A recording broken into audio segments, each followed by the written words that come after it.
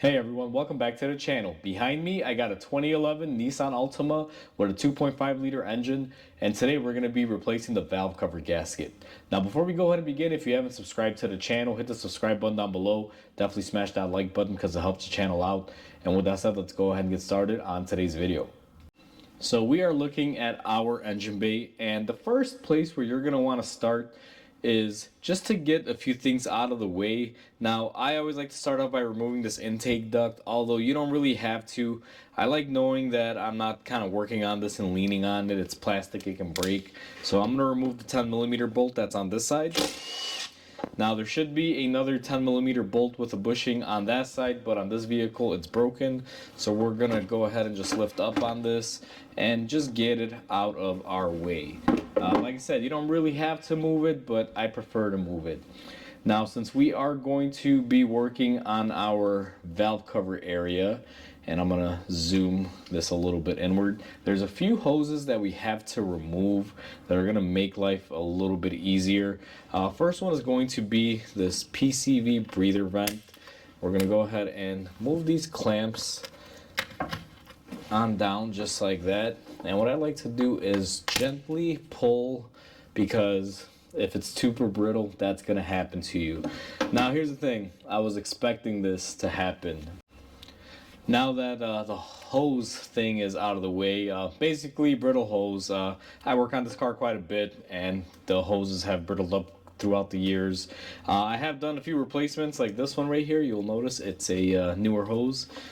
So it's about time the other one went. Now this other hose, I have it set up here with these clamps. On your vehicle, you may not have this style clamp on there. Mine has been modified. If yours doesn't have these style, just remove the regular style clamps by using some pliers. Now this hose, same thing. We're just going to pull it out, and this one comes off much easier because it's much newer. And we're going to take that hose and put it off to the side. So before we go ahead and remove our engine mount or cradle, whatever you prefer to call it, make sure you place something underneath the oil pan that the engine is supported. Once you take these bolts off, the engine will drop, and you never want to let that happen because you'll stress out all the other motor mounts that are going to be holding it up.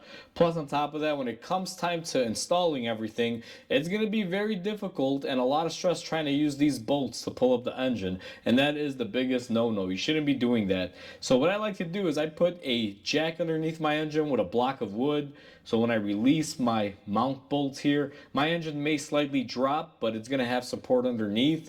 And then what I'll be able to do is use my lift to either raise the engine or lower the engine if I need to. But what I find is that if you have support on there like I have, where I put my jack stand with a piece of wood and I lowered the engine onto it and kind of went up a little bit with it, holding a little bit of pressure, when I remove all this stuff, it shouldn't drop. It'll stay where it's at.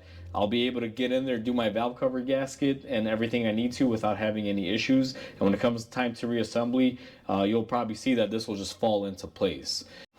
So the next step in this process, we have to remove our motor mount / engine cradle. I really hate this design, but I don't know why Nissan just did it. It's a very stupid design. Instead of a simple motor mount, they decided to put this whole big thing here. Kind of gets in the way of servicing this engine, so it always has to come off. And this is one of those events where it has to come off. Now, in order to get this off, we have to start off by removing our power steering reservoir, because we have to get to a 18mm bolt on our little torque mount here. And the best way to do that is right up in here. You're going to see there's a little tab. I'm going to use my pocket knife here, and what I'm going to do is push back on the tab as I lift up on my tank, and it should release it from the little holder. And what I like to do here, and you want to be careful because these lines can be brittle. You guys can see the recurring theme on here. And what I'm going to do is use my electric ratchet with the 18mm, and I'm going to try to hold my tank out of the way as I get it in place here, and let's see if we can remove this. So I cut the video because it was going to be too loud with my ratchet on there, but we got our bolt loose. Make sure you get it off with the washer. You'll see there's a washer with it, and we're going to set that to the side. Now that we got our bolt off for our dog mount on there, you can just let this thing kind of flop to the side. It'll be fine. We're going to take a 16mm, and we got these 4 bolts that we're going to have to remove.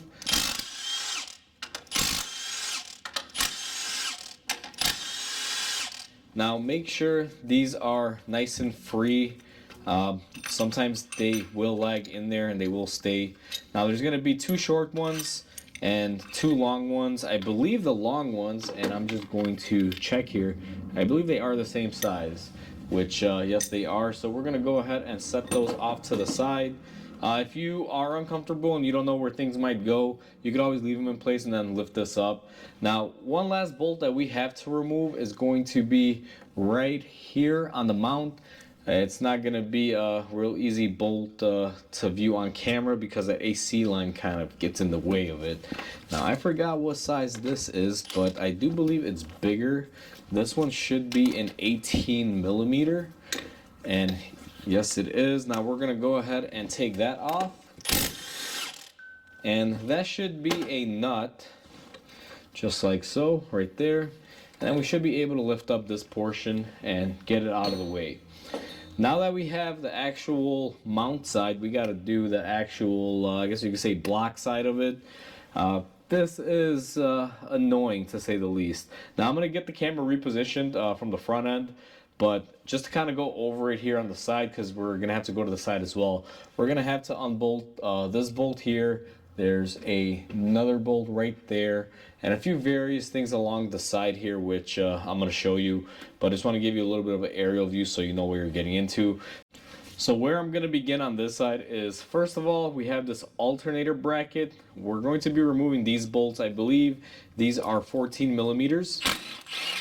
So we're going to go ahead and just take them off like that. Now, I do not believe you have to loosen it from the alternator, but I like to play it safe. So what I'm going to do is crack that alternator bolt loose as well. This should also be a 14 millimeter as well. And the reason why I'm cracking it loose is just to give myself the wiggle room. And then what I'm going to do is just tighten it back up just a little bit. Now there is a ground on here. You want to be careful. Make sure you don't break it. If you feel more comfortable taking it off, then by all means go ahead and take it off. Now I'm going to place my bolts here to the side. Once we have those off, we're going to remove these 10 millimeter bolts that hold on our grounds. There's a bunch of these throughout the engine, but they really ground this out, so we're going to remove them. And it's just 2 10 millimeters, just like that. And we're going to lift up on the wires. Be careful, they may be brittle and they might have potential to break, so you want to be very careful when you lift those up. Now that those are out of the way, what we have to do is remove all of the perimeter bolts. There's going to be 4 in total, and they're going to be 14 millimeters each. Now there's going to be one here, one here.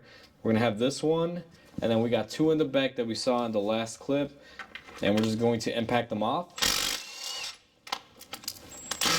Now this one here is a little difficult, so we're going to skip it here in a second. And sometimes they will be super tight like that, so I'm going to have to switch out my gun, go to my middleweight one.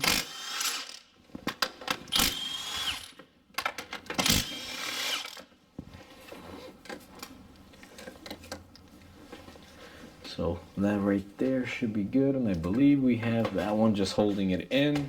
So what we are going to do is go ahead and take our little panel clip popper. We're gonna pop this little clip holder from this holder place here, and be very careful. These wires are so brittle that if you move them too much, you could potentially break something. So let's see if that gave us the room, which it did. And in theory, if I got every single bolt out, this should be nice and loose, which it is. Now that we have that loose, what we're gonna do is work off the wiring harness from all my little connection points. This is a little bit tedious, and this is a part of the process where you gotta be careful. Now what I like to do is come in here and just push on my tabs here. Now they usually do come out, but this stuff just gets brittle over here, so I'm going to push on the tabs and use my panel popper tool to just push the connector back off, just to make sure that we can get past it. And then we are also going to be releasing our harness. from our valve cover area. For that, I like using these pliers. And what I'm going to do is just grab the little tabs in the back. And I got to show you this in a better angle. But basically, you got these little clips back here. You're just trying to pop up and get them out of the way.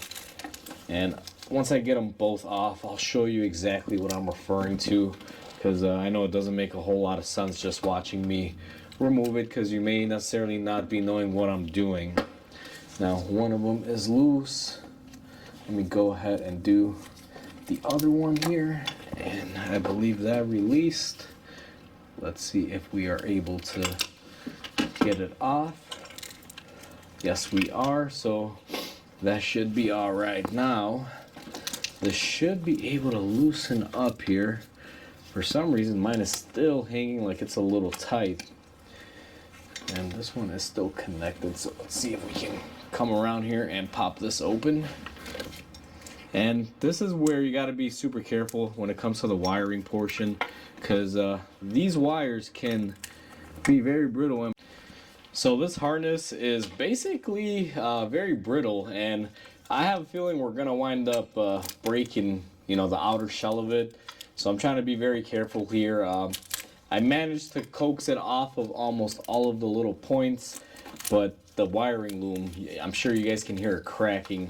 It's horrible sounding, and this happens to these. I mean, it's normal, I guess you can say. Now, one point that I want to remove here is the center here.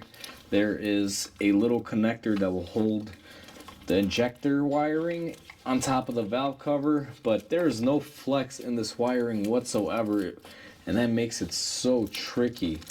Now, I'm going to just yank on it, and I got my fronts loose. I just got to get this center loose right here, and I'll probably grab the camera and show you guys what I'm fighting here. But that right there, our harness is pretty much somewhat loose now, and it's just a big fight. Now, what I've been doing in the previous clip, and I'm gonna have to zoom the camera in, you see right here we have this little plastic holder and we have these clips.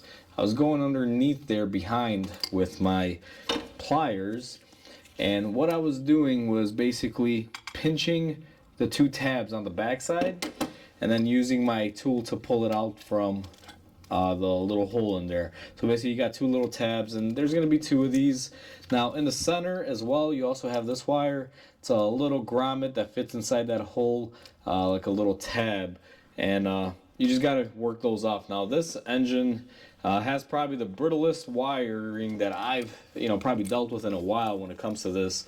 The main reason why this happens is normally there's a big little cover on here that says Nissan, and it's fancy and makes the engine look pretty, but what it also does is it retains so much heat, makes things like this super brittle, and it makes them very difficult to work with. Now, I'll be honest with you, normally what I like to do is take off this little side harness that goes behind here to the injectors, but usually if it's this brittle, I mean, I don't know if I'm going to be going that route. I'm going to have to assess it here, but either way, with our wiring pretty much disconnected and out of the way, and it's somewhat movable, we're going to go ahead and grab our engine block here / motor mount, whatever you want to call it, a cradle. I've heard these things called many different names. We're going to go ahead and pull that off to the side. Now, I like to leave my bolts in it. I don't really pull them out, just lift up the whole thing as entirety. So it makes it a lot easier. And now that we have that out of the way, I figure since we are here, I'm gonna get the camera into a nice position. I'm gonna go ahead and take off all of my coil bolts. They're 10 millimeters. There should be 4 of these. And just like so, we're going to be taking them off. And when you pull off the coil packs, this is where you're gonna know if you need to reseal anything on the inside or buy a new valve cover. There are some gaskets that are underneath here that you cannot replace, so you got to buy the whole valve cover if you find oil inside your spark plug wells. Fortunately for us, this one, we don't have to deal with that. So what I'm going to do is just temporarily put my coil packs back into place. Now that I got that bracket and everything out of the way, what I like to do is blow some air or use a vacuum. Just clean up your areas. Now that I blew some air and got my areas clean, I'm gonna go ahead and remove my coil packs fully all the way. Main reason why I like cleaning it is you don't want any junk to get inside your valve cover area once you remove your cover. So it basically helps out with that. Just get all that crud out of there, so minimizes the chance of anything getting into your engine. Now, this is going to be probably the most tedious portion of this job, and it's going to be very difficult to show. However, I'm going to try to do my best. Let me see if I can get some nice lighting in here, and let's see how I'm going to do this. But overall, inside here, you guys will notice that we have that wiring loom. That wiring loom connects to this wire that goes across the valve cover. Now, I could do this job with that on there. It's just a little bit of a fight, but what I like to do is remove it if possible. Now, on my car, it's gonna be a real pain because it's very brittle. I tried messing with it a little bit off camera just so I can assess it and see if I should even bother removing them or if I should just shortcut it. And I'll be honest with you, my answer is I'm gonna be shortcutting it. And the main reason why is I have a feeling these wires might break if they're this brittle. I don't want to risk causing more damage or, breaking something and then making it a big pain. Because when it comes down to harnesses and stuff like this, it's not easy stuff. So if you can leave it alone, try to leave it alone. Now, in mediation of that, what I'm going to try to do is get my harness to lift up as much as it possibly can. And it's going to involve me doing it this route. Now, I'm going to move the camera a little bit this way and kind of give you guys a nice little view. So my harness right now, I can get about a good inch or two out of it. I'm probably going to have to use some bungee cord or something, tie it to the hood to lift it up and kind of keep it suspended. But I need just a little bit more. Now, there is the main harness right there.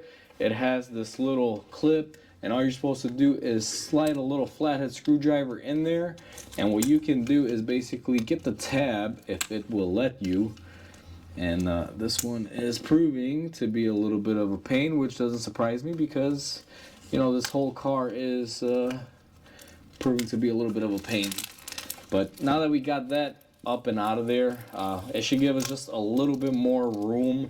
Probably gain about ½ an inch because we can raise that harness up a little bit more. And this is the way that I'm going to attack it.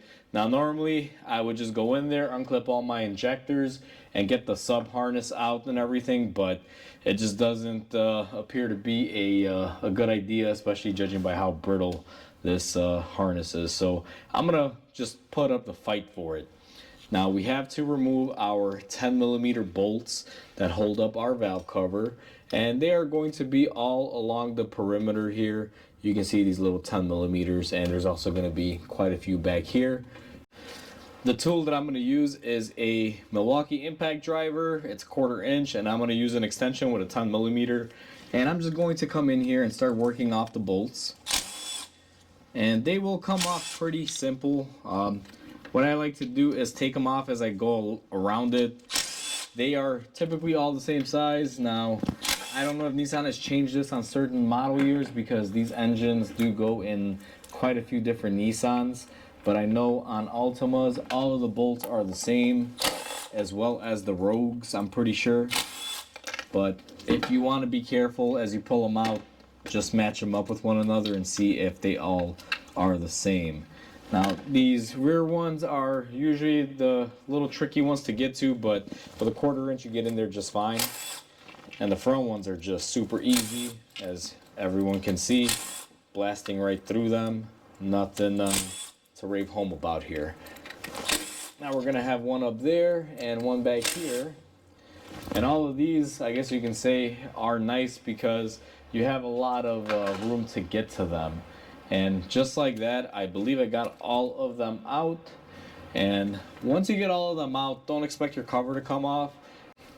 with all of our bolts out of our valve cover, typically the valve cover is not just going to come off. You can see it's pretty sturdy in there. The engine's actually rocking because it has formed quite a seal on there over the years.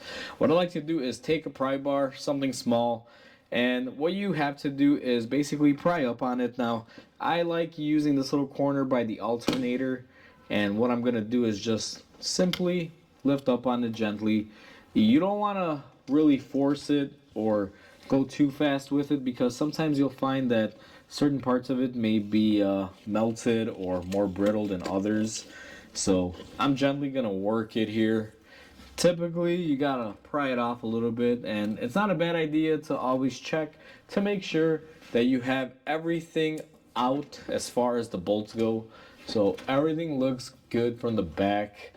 I should be able to just gently lift up on it and pry up. So I'm going to go back into this corner, use the oil cap as a little bit of a prier here, and let's just see if we can get this to lift up. Now this gasket is super brittle, I can already tell, just like the wiring loom. I can tell she is going to put up a little bit of a fight. So with it fully out of there, the next thing that I'm going to do, and this is the part where if we didn't have this wire in the way, life would be so much easier. I'm gonna pull it out just a little bit, and I'm going to see if I can just make it past this wiring and get out our valve cover just like so. Now this gasket has failed incredibly. You can see it just stuck to the engine, and when a gasket like this comes off and it retains its form, I mean, you can see it's not really folding up on itself. It's kind of retaining shape, especially here. Look at how brittle that is. Snaps like a twig. I don't know if the camera caught that or heard it, but basically it has a little bit of a noise when it breaks. That right there is a no good gasket. We're going to go ahead and throw that off to the side and get our new gasket. Now that we got the valve cover off, I'm going to give you guys a nice little aerial view of what we have to work with here. This engine's in pretty good shape. You don't see a lot of golden items in there. It looks more aluminum. Typically, if you have caked on material and these sides here are more of like a golden yellow color, it means that it's been lacking on oil changes. But this engine still has a nice shine of aluminum, looks a little silvery, so that's always a good thing. It means it's well taken care of. And this thing does have low miles. I think it's just about to approach 90,000 miles, and this gasket's failing, so it's not too bad overall. Now, what you're gonna have to do, and I'm not gonna film this, so we're just gonna talk about it, is you can see the perimeter area where our gasket usually seals, and beyond that you can see it's dirty and oily. What I like to do is take a razor blade and clean up my areas, or at the very least take a rag with some brake cleaner and clean up the whole outside perimeter.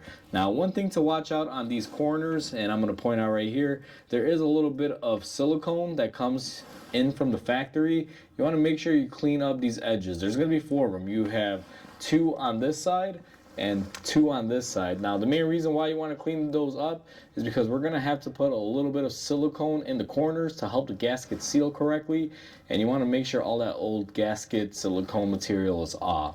Now, I'm going to clean my whole perimeter using a razor blade, brake cleaner, and some rags. I'm not going to film that portion of it because it's going to be tedious. It does take a little bit. If you clean it up right, you'll get a good seal and you won't have issues. If you don't do this step in the prep work, you're going to have issues with it. So make sure you're prepping your area correctly.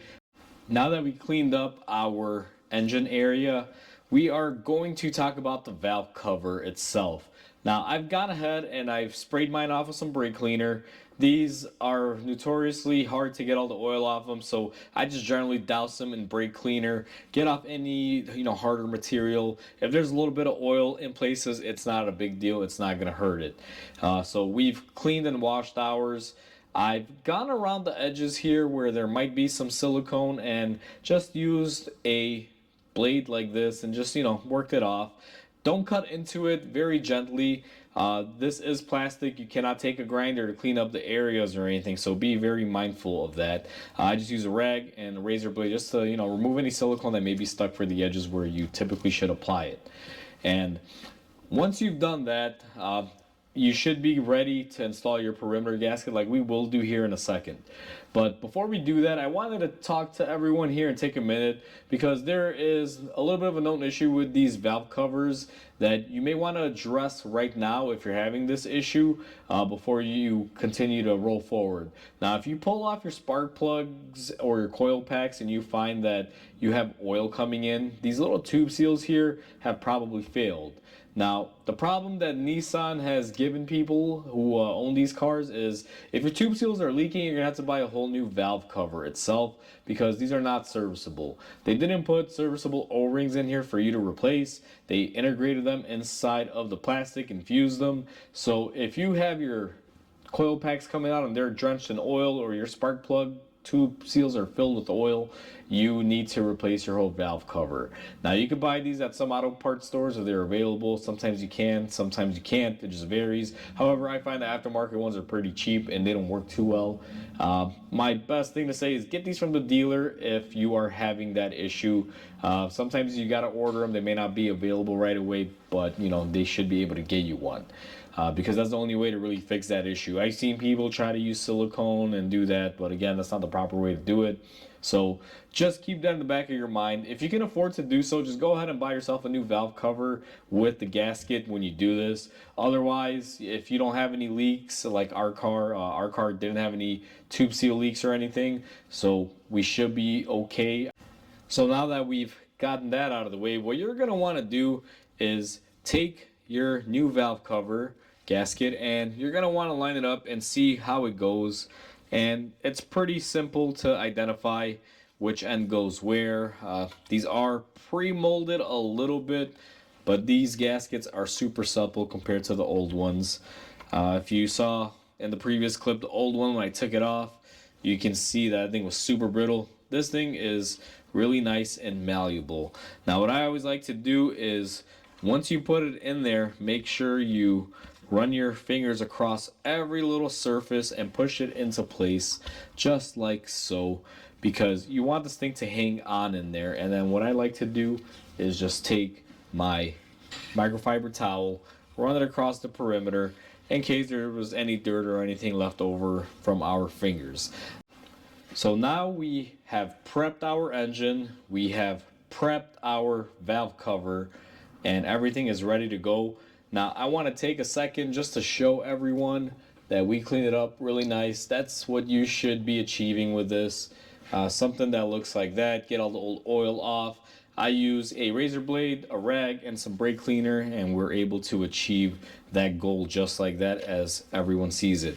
Now, the next thing that we have to do before we go ahead and install our gasket is we're going to have to apply some sealer to our corner areas. I typically just use a Permatex brand. You can use a tube or you can use the big one if you have it. Now, I have this that I've been needing to run out. It's the gray formula. I typically like using the black formula, the right stuff, but either way, this will work. Now, I'm going to go ahead and add some to my corner areas. And the reason why you want to add some to your corner areas is because wherever there is a hard angle, your gasket that you have on your valve cover that you install typically will not seal because of the edge on there. So since the sealer can conform to these edges and surfaces, it's always good and recommended to dab a little bit of sealer onto it. Now, it's not super difficult. I just basically go around and put just a nice little dab so it can spread out nice and even. Don't overdo it. You don't got to go crazy with it. Just to give everyone a good visual, you're looking for something like that, as you can see there, in pretty much every corner. So in the front, both sides, and the corners in the back, both sides, which I don't know if the camera's going to be able to pick it up, but like right there, just like that. Now, in order to install this valve cover, it's going to be very tricky. I wish I was able to get that harness off, but I do not want to risk breaking anything. So we're going to have to do it, I guess you can say the hard way, which isn't horrible, but you're going to want to take your valve cover with your gasket. Hold it in your hand. I like to flop it around like this to make sure that it will not come out of its place. And we are going to very slowly and gently lift up on our wiring harness here. And then we're going to grab it from the center. And you just got to kind of make it work. This part is a little tedious. You want to be careful because it's going to get snagged up on this wiring quite a bit. And you got to make sure your gasket doesn't come out of place. Let's just see here. So just like that, I believe I have made it. Now I'm not going to push it down right away. What I like to do is come back here, make sure that it looks good. If you need to do so, grab a mirror and just check to see that your gasket has stayed in place and hasn't fallen off. Now mine looks good. I'm gonna need a little bit of light here for this one, so let me grab my light here and just see. And my perimeter gasket is in place. The reason why you want to check, especially if you don't take this center wire off, is because it could get snagged on something and fall out of those little areas where we pressed it into. And if that were to happen, it can present an issue. So now I'm going to go ahead and push down on it and just firmly seat it. And I'm going to take my bolts and we're going to start hand threading them all the way around. Now I'm not going to cover this. It's pretty straightforward. I'm going to insert all of my hardware, a couple spins with my hand, and get them set into place. Now that we have all of our bolts in place, this is going to be an important step that I hope everyone will follow. Use manual hand tools. Do not use an impact gun or anything to put your bolts back into place. Now I'm not going to record me running down all of these bolts. It's going to make the video super long, but the way that you want to do it is start off in the middle and go in kind of a cross pattern from inside out, evenly applying pressure to it. And you don't want to just jam these bolts super tight. I mean, just get them to where they're snug, work your way around. Once you do it in an X pattern, going from the inside out, then what you're going to do is go from the corner on one end, whichever one you prefer, and just go around until they're nice and snug. Now, the torque spec on this is not a whole lot.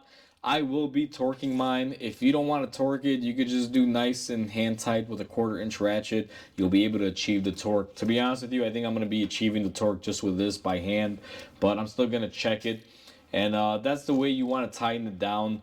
Now that we have our gasket and everything tightened and torqued, what I'm going to do is just take my coil packs and put them into place just like so. Now I'm not going to plug the harness in as of yet. What I'm trying to do is just get anything that's exposed closed up in case something were to fall in it or anything like that. So we're going to go ahead and push those into place, and we're going to install also the 10mm bolts that hold it in. Now I'm just going to hand thread these to start them off, and then what I like to do is use my little driver to tighten them. Now my driver is set into a very low torque mode, so it won't over tighten these. Just like so. I don't know if you can hear that, but it's basically barely tightening just because of the mode that it's set in. And then what I'm going to do is just make sure they're nice and tight with my hand ratchet. Not a whole lot of torque, just real basic. I don't really torque those because it's kind of useless.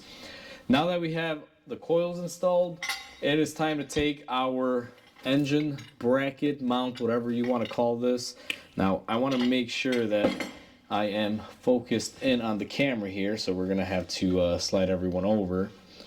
And what we're going to do with the harness still not plugged into anything, we're going to lift up on it nice and gentle. And I didn't pull any of my bolts off of my block here, cradle, engine mount, whatever you call it.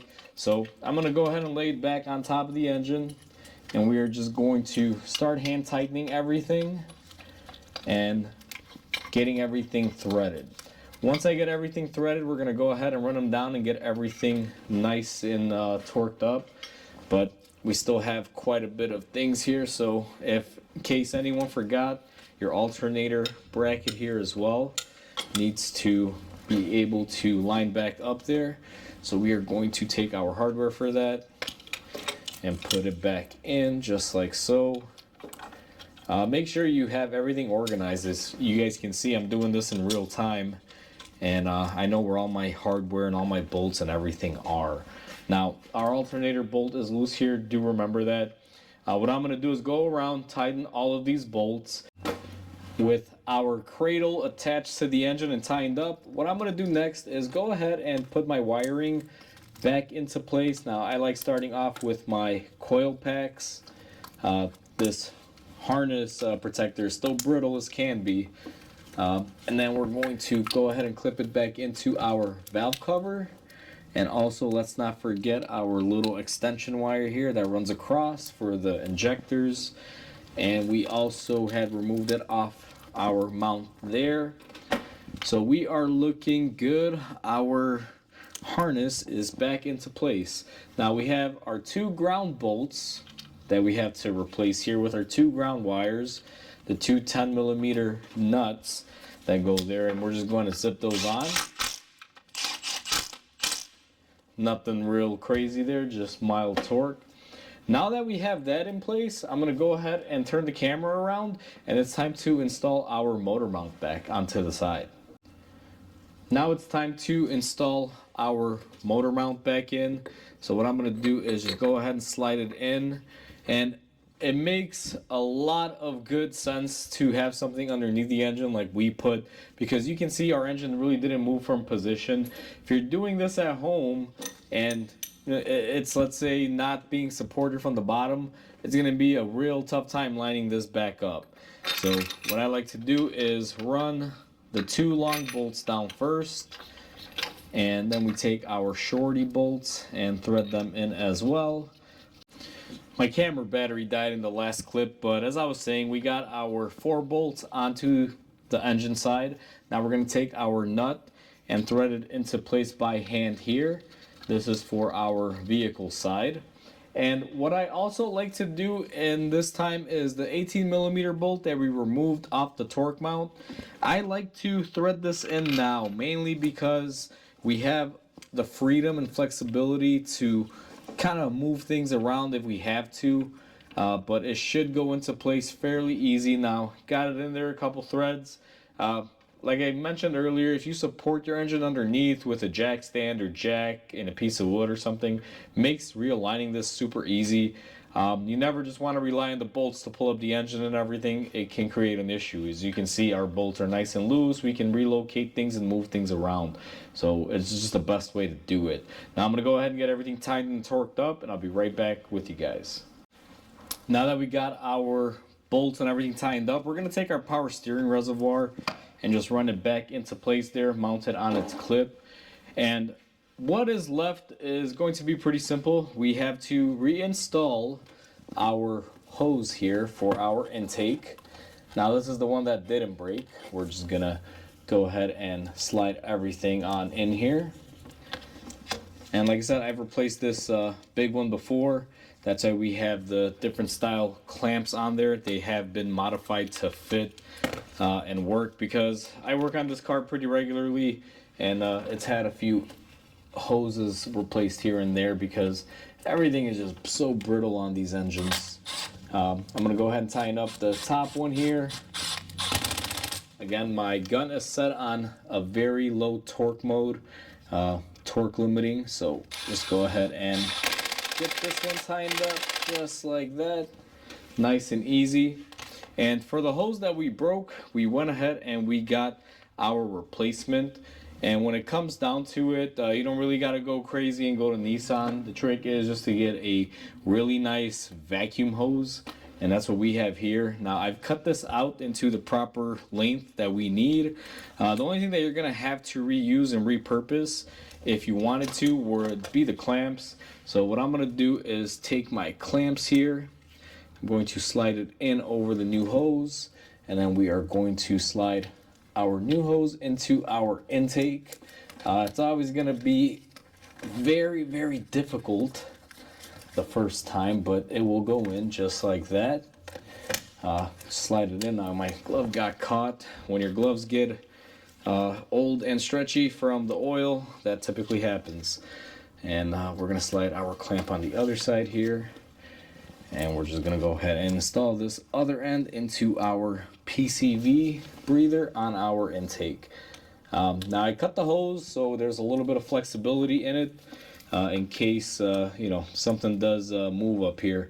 The good thing about this car is that it doesn't have that engine cover, so I was able to put a nice shallow bend in there, because what I wanted to do is be able to take the oil, so it has a little bit of a rise here and a little bit of a dip there. Even though oil shouldn't be getting up through this hose, it typically does. I mean, come on, let's be realistic. It'll flow out there. Now that we have that in place, if I position everyone right about here, we need to take our intake duct or cold air snorkel that we removed earlier. We're going to slide it back into place. Typically, like I mentioned earlier, this should have 2 bolts, but this one only has the one. The other side is broken, so we're going to go ahead and put our 10mm bolt in there, thread it in by hand, and then go ahead and tighten it down. And just like that, we have finished our valve cover gasket. So we are all said and done. It's pretty simple to do this job. Even though there's a lot of steps involved, it's pretty straightforward. Now, there's only 3 big takeaways on this, and the biggest thing is dealing with that motor mount cradle thing, whatever Nissan likes to call it. That thing is annoying, but it's not too bad. Once you get in there and remove it, makes life a lot easier. Just make sure you support your engine before you remove it, and don't use the bolts to try to lift up the motor. You will damage it. That'll be a bad day. Now, the second thing is the wiring. As you guys saw, wiring and hoses on this engine, pretty brittle. You want to make sure you're very careful not to break anything. Now, we corrected that broken hose, not a big deal. I actually kind of knew it was going to break. I could feel how brittle it was. But other than that, just want to take your time. I noticed that the wiring was also brittle, and I didn't really go into the whole steps of how I would normally do it. I kind of shortcutted not to disturb things, and it makes it a little more difficult, but as you saw, we were able to do it. And the last and final thing is that make sure ahead of time that you know if you need your valve cover replaced or just the gasket, because sometimes they're not readily available. You don't want to tear apart your engine and figure out that you can't get the part and your car's sitting out there with the valve cover gasket off. It's not a good thing. So make sure you take precautions and know what you need, or if you can, like I said, just buy everything and have it, because you should be replacing it. It's the best way to do it. So hopefully everyone enjoyed this video. Please comment, like, and subscribe, because it definitely helps the channel grow. Hope everyone has a wonderful day, and I'll catch you on the next video.